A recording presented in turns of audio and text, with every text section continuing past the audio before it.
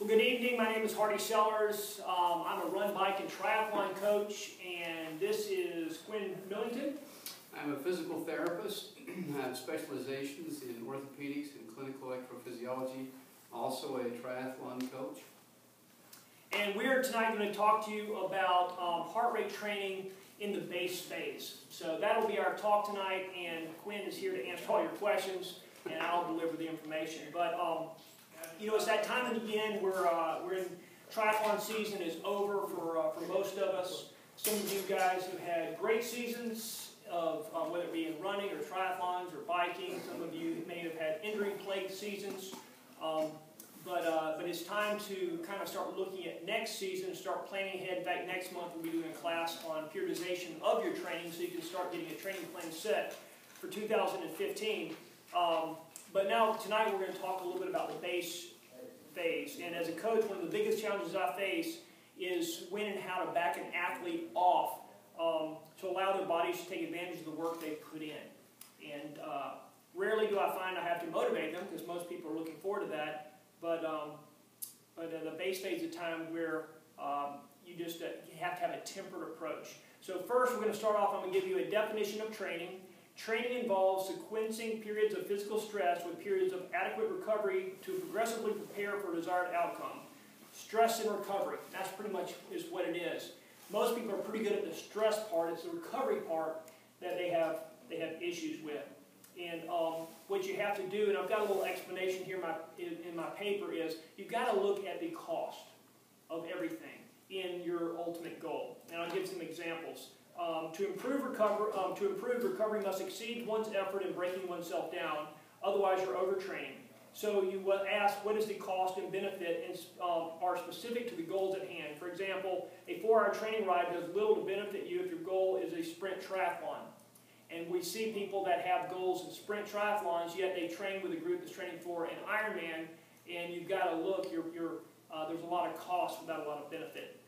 So we begin by defining these simple philosophies, because as we dive deeper into the base phase intensity, we'll be coming back to these principles. The intensity that I specify, and just so you know where I'm getting it from, is Dr. Philip Malfatone's philosophy in Massive Aerobic Efficiency. Great book, very detailed, very science. In other words, we're searching for a heart rate zone where you are as fast as you can train while still remaining aerobic. And the last 3 words are the key with that. So we're going to talk a little bit about that. So the MAF zone, the maximum aerobic function zone, is calculated by using a respiratory quotient formula rather than a max heart rate or threshold formula, because those are like hitting a moving target.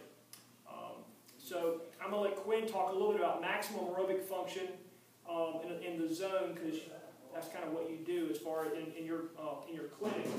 What exactly is that, and why is that so important? VO2 is something that we're born with. Some people are very fortunate to have high VO2.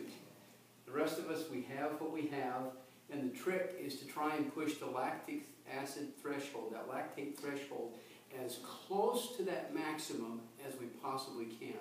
In other words, we want to remain aerobic as close to our maximum as possible. So imagine if you could, if you could run a 7-minute 5K, and then the lactic acid catches up with you, you're done. You can't go, 7-minute pace. I shouldn't say 7-minute. That'd be, a little over 21 minutes. And there's plenty of individuals that each of us know that do that and better than that. What we want is to be able to maintain that pace over a very long period of time and remain aerobic. And most of us would have a VO2 that would allow us to get to that point. But the trick is to train our bodies in such a way that we shift that lactic acid threshold higher on the scale, giving us the ability to maintain a higher exertion rate while still remaining aerobic. The base training is the process that initiates that. It's a very critical part of our training. And I want to emphasize something that Hardy said. We often do a really good job of breaking our bodies down. We do a lousy job of giving them time to recover. And the hardest part of this phase of the training is accepting that you're doing enough to make a difference. We all like to push ourselves, and slowing down can be tough. One of the formulas, and there's a lot of ways you can go and do a complete VO2 test and get all these numbers, but a lot of people don't have the resources, don't have the finances, don't have the time or whatever to do that. So Dr. Millington puts out a formula, and it's written here, but I'm just going to do it for the video. It's 180 minus your age, okay? So whatever, if you're 40 years old, 180, so you're at 140 is kind of the base. Subtract 10 beats per minute if you've had a major illness in the year, okay? Or had to recover major, basically have not been training. Subtract 5 if you've been inactive for a year. So 10 if you've been injured, 5 if you've just been inactive. If you've gone a year without illness, you're good. If you've add 5 beats per minute, so we're at 140, you can go to 145. If you've been training 1 to 3 years and making measured progress, add 5 to 10 beats per minute if you've been training and racing very competitively in your age group. So if you are, and you kind of know that, like I'm a competitive for my age group athlete, you can add 10. So if you're 40 years old, now you're at 150, and that is your zone. And during the base training, as a guide, you do not want to exceed that. And we're going to talk about why. The challenge with that is as you do that, you will find out at some points that I didn't even get a good sweat, or I'll have people, especially on a hilly route, go, Artie, I had to walk after. I'm an athlete. I shouldn't have to walk. We have to understand what we're trying to accomplish here. We're not training your race pace. We're training your aerobic engine. During the off season, what you want to be doing is building a bigger engine. Once race season starts, once you get to the spring and you start getting closer, I look at you're tuning up your engine. And I can get somebody almost as fast as they're going to get in somewhere between 6 to 8 weeks. That is it. 6 to what I call sharpening the pencil or tuning the engine. So, and once you get there, I mean, you can maintain it to some degree for a while, but you're not going to have another breakthrough during that time. Your breakthrough is going to come from building a bigger engine during the off-season, building a bigger aerobic engine. And the only way to build a bigger aerobic engine is to silo it or really just focus only on that aerobic engine. And Quinn can talk a little bit more about the science behind this, but as your body goes, if you, every time you start getting a little tired, allow your body to go anaerobic or start getting above that aerobic threshold and start utilizing some of your fast twitch muscles and things like that, well, then it becomes a crutch. So what we're going to do during base training is we're going to force our aerobic system to deal with everything we give it.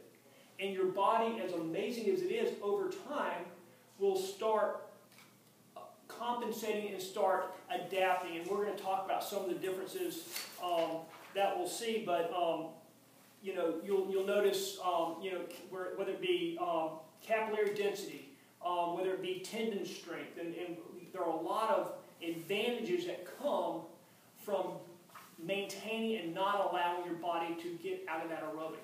So what will happen is at the beginning of the training, you may find yourself, I remember there were some people I talked about, I look at my bike and my heart rate goes above my aerobic threshold. And they're not too far because of how they've trained. We're going to train your body the other way. We're going to train it where you can get on your bike and you can go for a long distance, and your body is completely happy staying aerobic. It is completely happy producing. As long as you have enough glycogen there to keep the fire lit, it will go on and on and on. And that's where you can start looking at Ironman, marathon, ultramarathons. You've got to build that aerobic engine. However, even at a 5K, the majority of your energy is coming from aerobic system. So this isn't just for people that are going long. It will even get you faster in a 5K because why? You've got a bigger engine. And with proper coaching, you can get a big engine. You can get a lot faster than a small engine. At some point, we need to do another session with a graph on the wall so that we can actually look at the way in which the body increases heart rate and oxygen consumption with increasing exertion. But if you were to look at it, and I'll do this so the camera can see it, but you start on this side with a lower heart rate, and as the heart rate begins to climb, oxygen consumption goes up this way. But carbon dioxide production mirrors that to a degree. And there is a point where carbon dioxide production exceeds oxygen utilization. That's the point where we become anaerobic. It's important to stay below that because the utilization of that oxygen is what allows us to take a molecule of glycogen and instead of breaking it in half and making making ourselves prone to lactic acid. That leaves a pyruvate left over, and you're going to end up with lactic acid as a result. By funneling that down through, remember back in high school, did y'all hear about the Krebs cycle? Well, we just went there again, okay? That's where we are. We're back in high school biology and the Krebs cycle, and if you can pull that molecule into that cycle, you continue to feed oxygen into the cycle, and instead of producing 2 molecules of energy by an anaerobic system, you can produce 15 times that, or 30 molecules. And so if you can teach your body how to utilize that mechanism, your ability to produce oxygen, to produce energy increases dramatically. There are some negatives, and I think it says it on your paper there, that if you continue to train in an anaerobic condition, the lactic acid itself can inhibit the body's ability to utilize oxygen to produce energy. And then you're hungry for sugars. You're trying to replace it. So that's what you do. You eat that because you got a headache and you're trying to feel better, and so you consume that sort of a product. Well, that situation there, we won't go into all the mechanics of it, but when you're in that sort of situation, you can end up inhibiting the body's ability to burn fat. There's a lipase enzyme in there that can be inhibited, and it will limit your ability to start burning fat. So too much lactic acid has a lot of negative effects, and not the least of which is that there's an increased tendency to consume the wrong kinds of foods. Number 2, and Hardy alluded to this for just a minute, he talked about capillary density. The body is remarkable in that it will develop according to the stresses and strains applied to it. If the demand for oxygen goes up, the body's going to figure out a way to get oxygen to the muscle.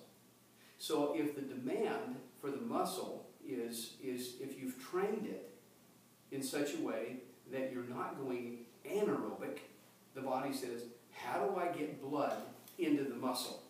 It goes to work building capillaries to deliver the blood and hence the oxygen deeper and deeper into the muscle, and more fiber, more of those capillaries distributed means more oxygen availability.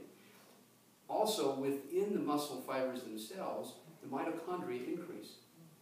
So the ability of your body, that's the little mechanism inside the cell that's responsible for converting all of these nutrients into energy. With an increased availability of oxygen and the increased ability to convert that oxygen to energy, you've now taken a system that at one point was limited and opened it up. Now, we didn't do anything to your VO2. It is what it is. Your ability to take in that oxygen, but utilizing the oxygen in the system has now expanded. So if you were looking at that graph again, and let's say that you were maybe stuck halfway up the graph, by opening it up and creating more capillaries, delivering more oxygen, and being able to do something with the oxygen once it gets to the muscle, you can now shift your lactic acid threshold a little higher on this graph, which means that now you can push a little harder. A great example would be an individual who is maybe running at a 9:30 pace and is diligent in following this sort of a prescriptive plan, may find that over the course of 3 to 6, maybe even 9 months, in some cases, some individuals are slower. I'm one of those. It takes me longer to respond. I can sharpen in 4 weeks. I got lots of fast twitch fibers. The slow twitch have been harder to develop for me, so it takes a lot longer for this system to work for me than it may for other people. We're all a little bit different there. Generally speaking, when we talk about base, I do need to clarify, we're talking about 3 months, usually 3-4 week periods. But in that time frame, we should see an improvement such that the 9:30 pace at a heart rate of, let's say, 135 or 140 becomes maybe something like an 845 pace at the same heart rate, only because you've now allowed your body to utilize oxygen more efficiently. Does that make sense? And now you've got, where your max heart rate is still the same, you've got more when you hit the accelerator, you've got more gas to give. One thing that that we've not talked about, that we're not going to really get into, but that kind of goes along with the mitochondria and capillary density, tendon strength, all